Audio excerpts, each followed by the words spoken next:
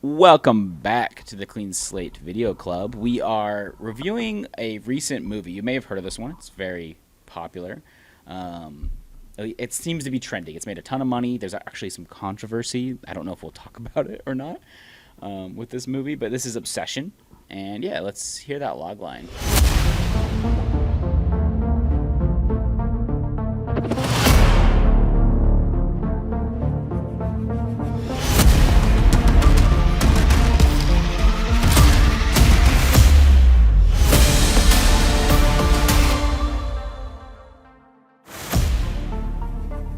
Alright, here guys, the log line will be reading it. I will. After breaking the Okay, mysterious Yoda. One Wish Willow to win his crush's heart, a hopeless romantic finds himself getting exactly what he asked for, but soon discovers that some desires come at a dark, sinister price. Yeah, this is kind of continuing the trend, two trends actually, of YouTubers making pretty cool horror films. We've had quite a few of those lately, and also comedians transitioning into horror. And this is from director Curry Barker, who you've definitely seen his videos. And I think he made another feature before this that just got released on YouTube, and then a bunch of short films. But yeah, let's break this thing down. Yeah, well, what's actually funny is Curry Barker and the other character, Cooper Tomlinson, are like kind of, they do comedy. They're Yeah, almost like the Key and Peele of TikTok. Like, right, yeah, I can see there's that. some of that. Like, they do their own things. But I just saw Curry Barker's face, and I was like, oh, that's Yeah, who you've he seen them is, which all is so over. funny because I follow him on TikTok. And side note, he did come to New York Film Academy, my Oh, master's program, and left in about a week. Is what I'm told. isn't that so encouraging when you learn about like a fellow person that went to this film school you went to, and you're like, oh, they're so cool, and then you find out they just weren't even in the program, or they left the school, they hate it. Yeah. Makes you wonder. Well, it is also nice to be like, right, most of the professors at my college were, I would say, mostly has-beens. Yeah, Like, that's fair. weren't really currently working. There was one professor who was really cool. But it's nice to see that some of the people that were going through my program are actually acting and directing and Yeah, doing filmmaking. that is encouraging. So, yeah. Anyways, so let's talk about Obsession, you guys. For a while, I thought Franco, Dave Franco, could have Yeah, he played this looks guy like because Dave he kind Franco. of looks like a He looks like doppelganger. Dave Franco. Okay, but also this movie did remind me, maybe thematically in some ways, of Together, the film with Dave Franco Oh, and okay, Alison yeah. Brie. It kind of had similar, like codependency and relationship issues. Not exactly the same as where we land, but it gave me the similar vibe, which was kind of interesting. It'd be a good double feature. Yeah. There's a lot to unpack in this movie. Don't know if we'll get to it all, but I will say this is a really highly rated movie. I think if for you're a me. horror fan, or maybe even a thriller fan, and you've Yeah. been waiting to watch something, this is a good summer horror film. It's definitely a good popcorn movie. You'll have a blast, maybe. But it's not overly. It's dark. It's pretty dark, but it's not like other horror films you've probably seen where that feel really heavy. This is that, but there's some good moments of levity, and yeah. So that's my It my is pitch. also physically dark. Like, my Yeah, I actually movie was... let's get into our takes on each one because we can talk about that in cinematography. Let's do that. Okay, so acting and performances, we are going to start off with that. Honestly, for it being, I guess, potentially like falling in a category of YouTuber Yeah. directors and filmmakers, like, the acting is really good. I think so too, especially for this budget. It was like $750,000, somewhere around there, and they got some wow, decent that's a actors for lot. this. I mean, that's not a lot. Yeah. I mean, that's a lot than I have. A lot more than I Well, have. yeah, but that's super under $1 million is crazy, dude.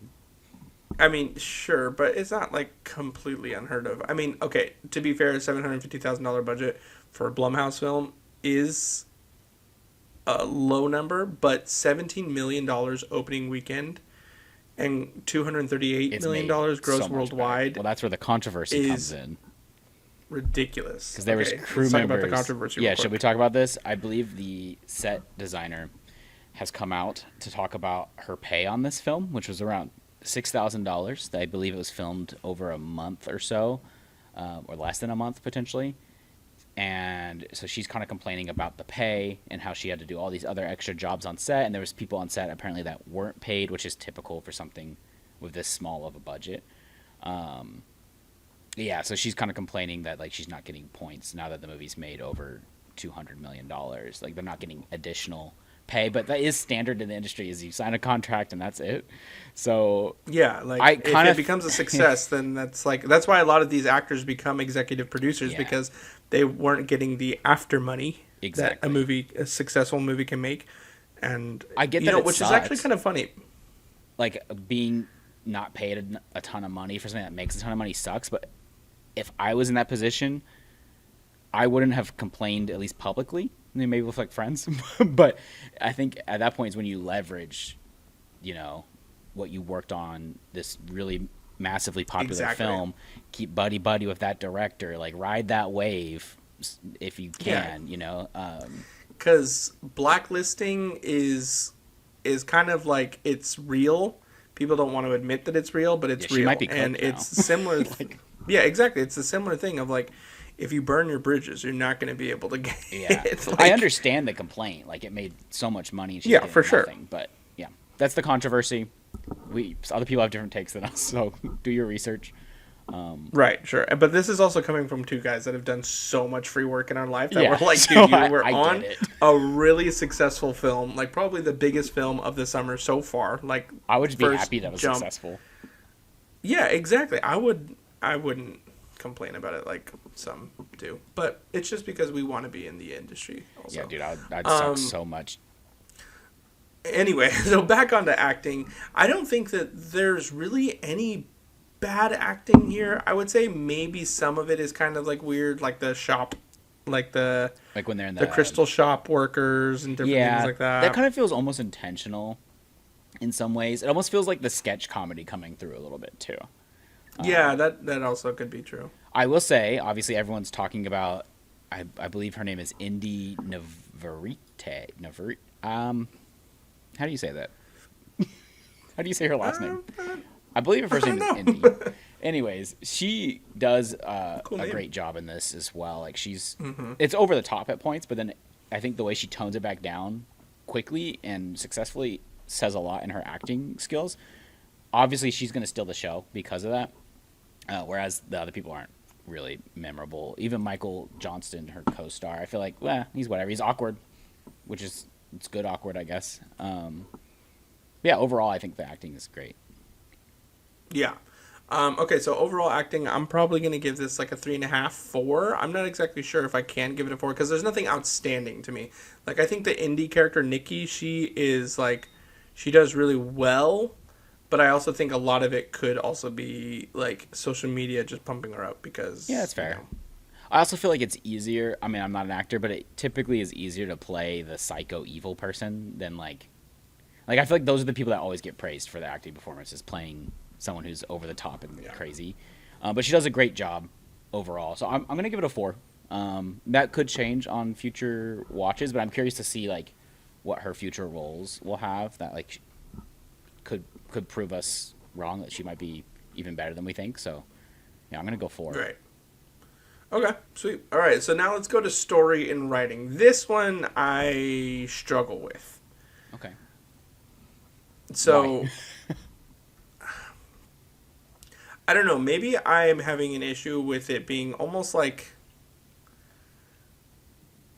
I don't know, it feels to me like the story is a very much so like, maybe I'm just complaining about something being so simple, but like it's the setup? Almost too, it's almost like too simplistic. It's like because I think in reality the real magic in here comes through the pacing, the editing, the acting. However, the story is kind of just like, I don't know, it felt bland to me. Of like, boy wants girl, they make the wish, obviously, like, you can only go so many different directions once this happens and it's fulfilled. Like, we all know what's going to happen at the end.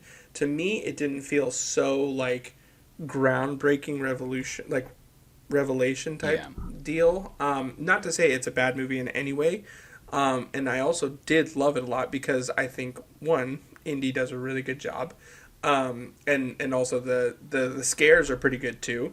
Mm-hmm. But for me, I don't know. It seemed like it was a very much textbook story. Yeah. And I was kind of hoping for a little bit of an independent flair to it. Like and I don't know if that's more fresh story wise, maybe.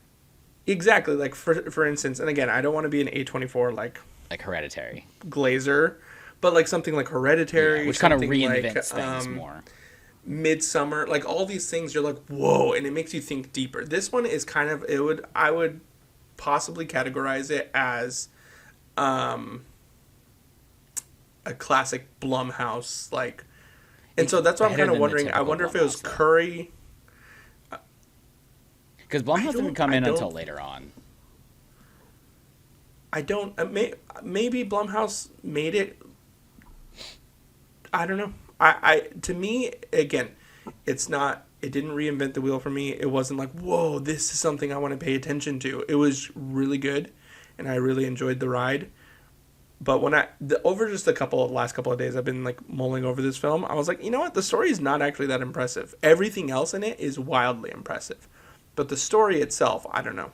I'm conflicted on this. I'm not set in that. I'm conflicted. Okay, that makes sense. No, I get what you're saying. It is a very simple plot overall, and I do think there is a lot of talk about this movie because there's this idea of elevated horror where it's like, oh, it has a deeper meaning, and that's where something like Hereditary or even like maybe Get Out, where it has like social commentary going on. This does have minuscule amount of social commentary, to be honest, which is fine. I actually kind of appreciate that it is just like a fun thrill ride for me, and there is like maybe some about like, you know, relationships and what it means to maybe take advantage of someone in a relationship and stuff like that. There's some conversation around that, but I don't think it's actually as deep as some people are making it out to be.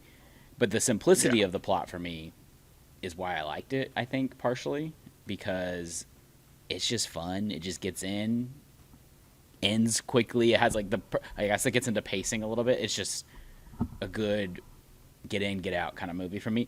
I do have complaints with the story, though. Like I think I mentioned this to you off pod, but the writing for some of the characters, I wish I would have known our main cast of characters a little bit better. Like Nikki, like we get a couple minutes of knowing her. Like we kind of get the gist of what her personality is and who she is as a person. But I kind of feel like we are supposed to feel bad for her in this movie and what's happening to her. And I did, but I feel like if I knew her a little bit better, it would have made it feel a little bit more tragic, maybe.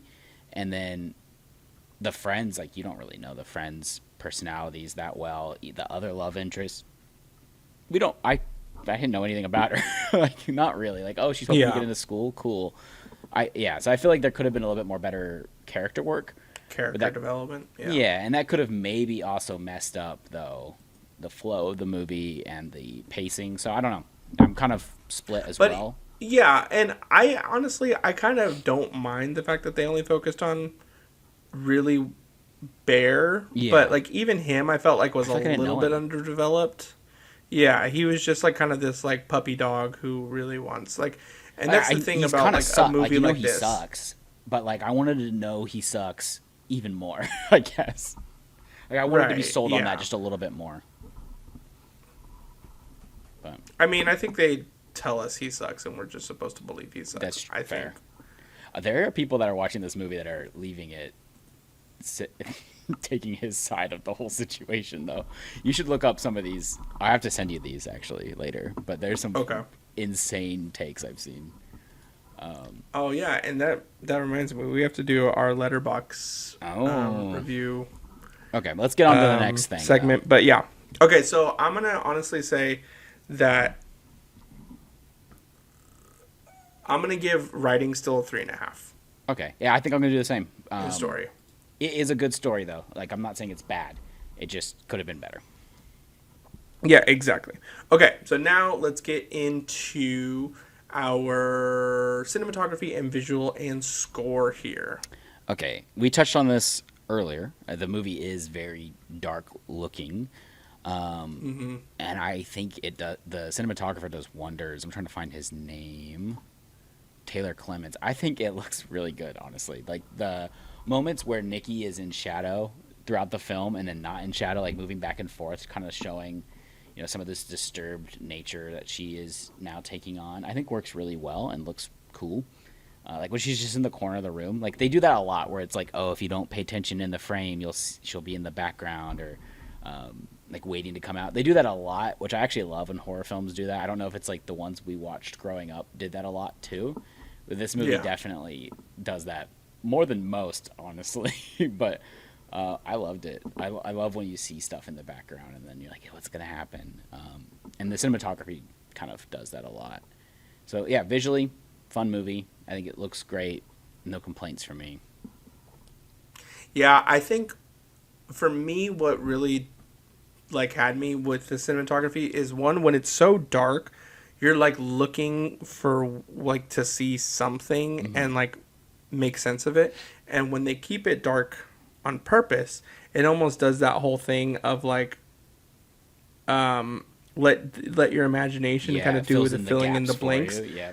Because I was telling you this earlier, it wasn't that scary. Like she didn't have any weird like type of. I was telling my brother this, like the Wall crawling climbing, thing. yeah. Exactly. I was crawling, waiting for it the or whole just time. any like body dismemberment, like anything like that. But like the darkness, you just feel it. Also, you see it, but you also feel it. Yeah. So I think they do really well there. And one thing I did hate, and it's just there's a lot of slamming and screaming just out of nowhere. Yeah, that's which fair. is like you're always like, okay, like you didn't me. get me. You just got were me a few really times. loud. It got me for sure, but I it's will not say real. the beginning of the movie, and I stopped thinking about this pretty early on, but I felt like it was center framed so much for a minute there that I was like, what is going on here? But then it didn't do that as much. So, yeah, that's just not a real nitpick, but. Okay, well, let's go on. I'm going to say cinematography, visuals. I would say probably 4 here. It does really good work. I'll give it 4 as well.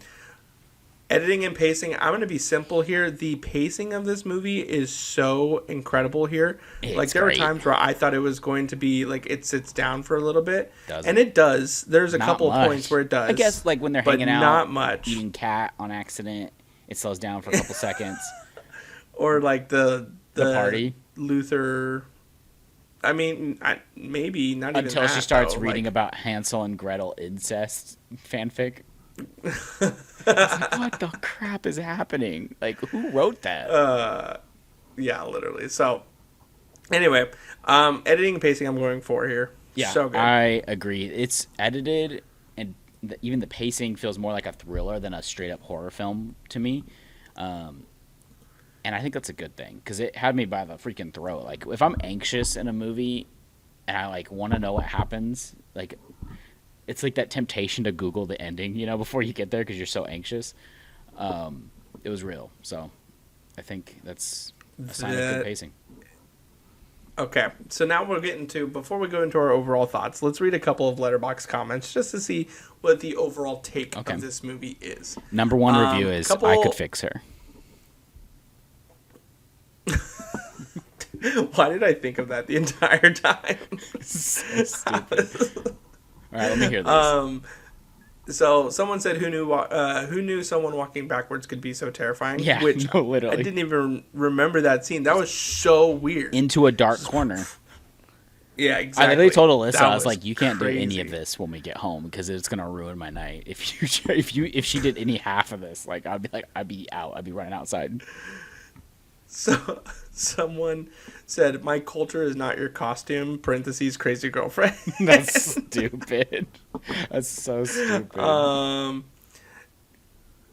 Okay, someone said I pissed myself. That's great. Someone said F bear. Fair. Guys, the one wish actually works. It's real. My mom has been ugly her whole life, but now she looks gorgeous. What? Your mom? That's weird. That's a weird review. That's weird. That person needs to be on a watch list.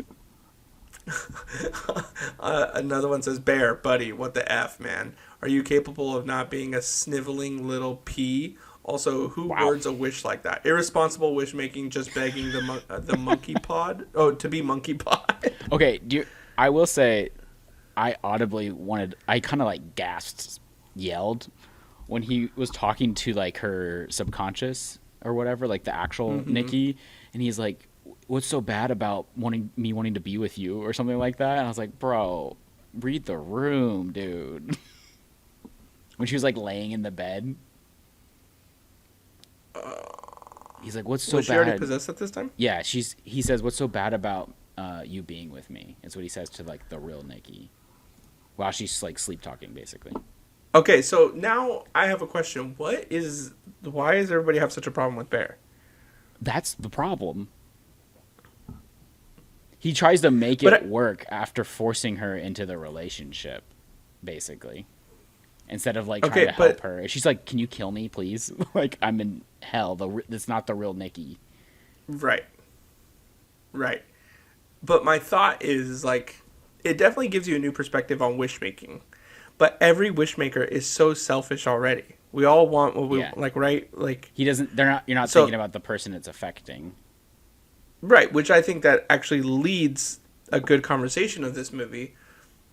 But like, we've all wished that somebody would, love us. But as soon as the wish comes true and the person's not $1 billion. acting the way they normally do, that's how you know something. Okay, but what do these people want from him? Because it almost sounds like they're people like, right, you don't make this realization until later on in the movie where she actually is sleeping. She's like, "Oh my God, please just end this for me. This is awful." I mean, I think the phone call, like when it shows her screaming like she's in hell, might have been a good indicator.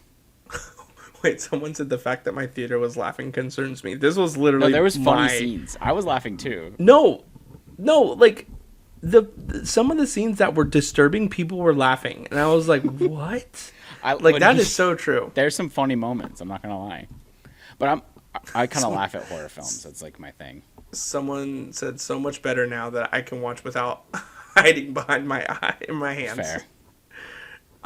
Okay, but this is the thing is, like, people, I feel like I've been like, "Oh, Bear, why'd you do that?" But we've all been in a place where we wish something, and if you think about the wish and what it actually means, we could all find and be like, "Oh, maybe we shouldn't wish for that." So I think Bear is just kind of going for this and realizes in time it's not like he's still. I mean, he doesn't go back because to there the store is that until someone gets killed. Sure, I mean, he does make a phone call. And he doesn't. He literally tries to alter the wish instead of. Right, because I think he realizes what it like. Right, that I think, but that's because he's realizing what it is doing. My side is saying I'm saying that, like, he calls the, like, right, if this is the new reality, and this was obviously before the, like, bed scene, the guy who, like, the number says to call or whatever, he says, "Well, I think you owe it to her to love her." And I thought that was an interesting line because it was like, "Oh yeah, you're right. Like, if she's stuck in this predicament until I die, like, unless everybody wants Bear to kill himself, then I think love that's her." the only answer at this point. Or go to the store after that. He didn't go to the store after that. Sure, yes, but again, hindsight's 20/20. You can always look at it and be like, "Oh yeah, maybe I thought," but nobody was thinking about that beforehand. I would have gone to the store immediately. Well, based on these comments, nobody else is thinking that way. Go to the store, get your return. Anyway, I would have. Never mind. No, I'm not gonna say At the very least, he's taking advantage of someone that's going through like a psychotic breakdown. Like, he knows this isn't her personality. That's not how people act. They don't switch overnight to acting like a different person. And he's like, "Yes, stay in my house. Duct tape my walls. It's fine. I love it." You could take him to a psychologist or like a mental institution at least.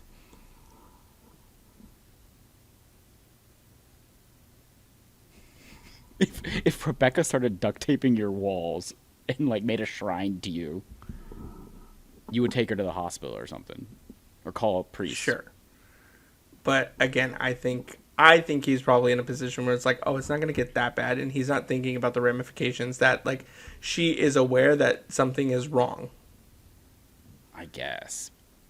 I think that this story is a really good, like, because right, we've all thought about, oh, I wish that they would just do this, or I wish, but then you think about it, and if that wish were to come true, then it's like, obviously, yeah, like if they're It's not like, in careful what you control and wish something for. else is exactly, like if they're not in control and something else is doing this, then sure, but we've never all thought about that. We've all thought about like, oh yeah, what if they do fall in love with me? Then it's almost like we think about like, no, they change to be like, no, they love me. But I think that dreams scene is where it like becomes a realization, and that's like right before it gets really bad. So it's like, oh, okay. I think, I don't know. As soon as you see someone acting, He dies at the end. Instantly crazy. Everybody gets what they want.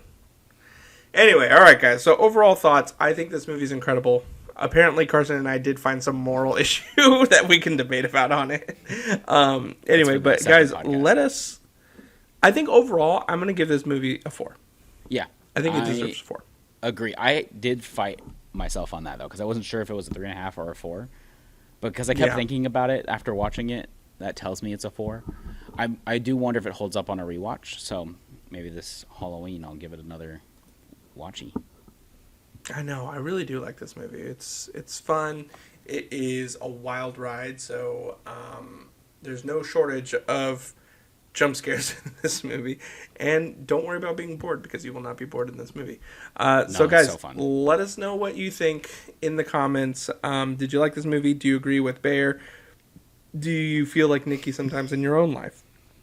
But okay, interesting. Guys, that is our movie of the month, Obsession. Let us know what other movies you would like us to review that are new and upcoming. Maybe they're streaming, maybe they're out in theaters, maybe it's a show. Let us know, and we will be sure to review it, guys. Be kind, rewind, follow us on all socials. Peace. Peace.